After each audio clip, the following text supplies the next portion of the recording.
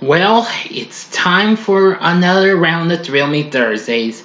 I figure this might be a actual good one to do. So, for Thrill Me Thursdays, which was created by my good friend Drew, for me isn't that Devon Graham, I'm gonna give you my 5 favorite green horror flicks right now. Big D's Entertainment Rankings and Reviews. So greetings, my fellow YouTubers, and welcome to Big D's Entertainment Rankings and Reviews. My name is Doyle, better known to y'all as the Big D, so I'm going to bring to y'all another Thrill Me Thursday event of a contribution. And it's green horror. At first I wasn't sure what this was going to be, though. It had to be about, well, like trees or characters or why I learned it has to be with like green around most of the time, like in the forest, in the woods, and what have you.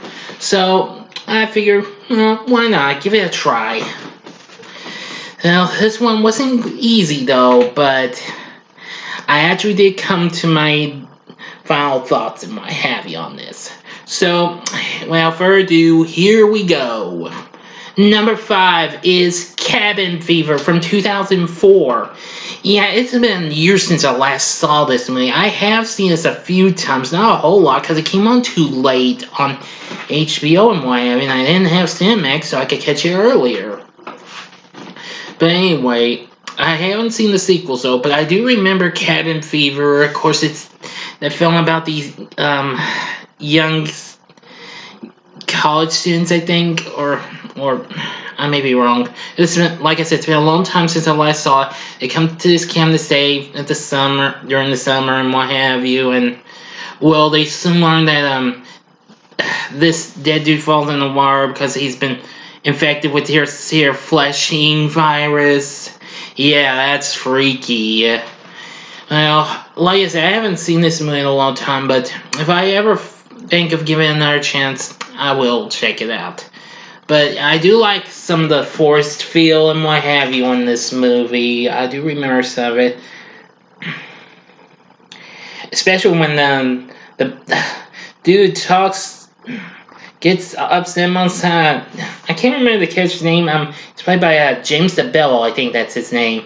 Yeah, he's hiding and what have you, and I think he's going to kill a squirrel or something like that. I'm pretty sure it's a squirrel. But anyway, so this factory is considered green horror in my book. I mean, I saw Drew's ranking, so I'm familiar with Cabin Fever, so I thought, why not? Number 4 is Hatchet from 2007. Now, since I've already reviewed the 3 movies, though I have yet to see the 4th one, Victor Crowley, I will still say that Hatchet is a very underrated horror flick. Kane Hodder does a pretty good job in playing Victor Crowley. I mean, next to him playing Jason Voorhees the longest, this is another fine good performance we got from him. So anyway, I like the performance he gave. Of course, the kills and what have you, the forest and what have you. I mean, being so dark and all. Yeah, that makes it pretty cool. And that's all I'm going to have to tell you about Hatchet. It's pretty cool. Alright, moving on. Number 3 is The Burning from 1981. Now, I am planning to review this soon. I'm not sure yet. I might be able to squeeze it into next month's schedule. Just stay tuned and find out, okay? Now, I absolutely do think this is a great movie. This does take place in the woods. I mean, of course, it's a film about these. Well, that takes place long ago at first, and these crazy dudes at camp pull a prank on the caretaker, which backfires by getting him fried and what have you. But by a miracle, he survived, and of course, the dude known as Cropsy is reborn as a vicious dark killer with a pair of garden shears. Really causes some serious chaos and what have you, and some gory bits. Well, yeah, I mean, there is several bits of green in the forest and what have you, so this is one I'm throwing in. Yeah, it's The Burning. I do love it. It's pretty good, and it's a great 80s horror flick. Okay, moving on. Number 2 is the flick Drew had in once. No hard feelings, Drew. It's Sleepaway Camp 2 Unhappy Campers from 1988. Now, don't get me wrong, I do like this movie, just kind of close to as much as I like the first one, but this one had a more greener feel in my opinion. I mean, the first one did have some green, have a bit of green feel to it, but this one had a little more because, I mean, Angela taking a little bit of refuge in this abandoned cabin. Yeah. I mean,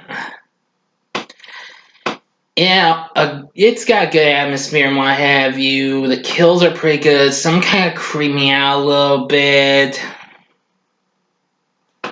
Especially when Angel kills Allie in the outhouse or what have you.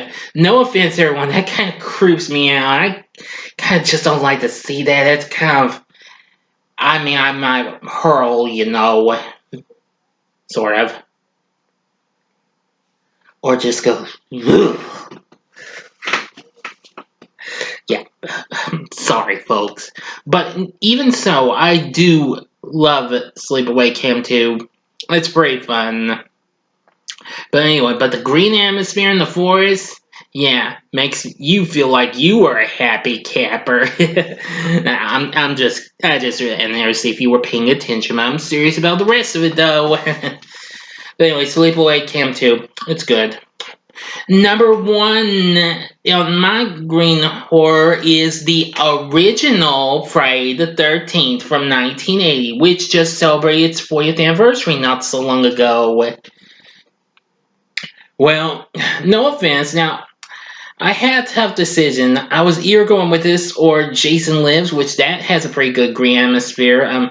Final Chapter has a good green atmosphere for some of the parts, and I do know the 2009 reboot has a good one. I know Heartbreaker had that on its list, and that was a good choice. But I'm going with the original for certain reasons because I love the atmosphere of this. I mean, and the atmosphere around the Camp Crystal Lake and what have you. I know some of the characters might not quite be good and all, but nevertheless, I absolutely love the atmosphere and the forest all around Camp Crystal Lake in the original Friday the 13th. It's absolutely good.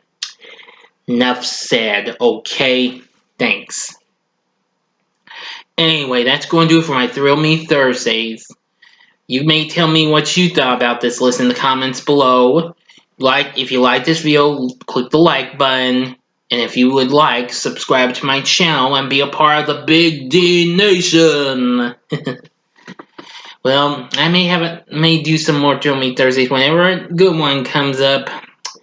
And if you would like to do your own, just put a hashtag and Thrill Me Thursdays by Andrew will be nice enough to add to his playlist.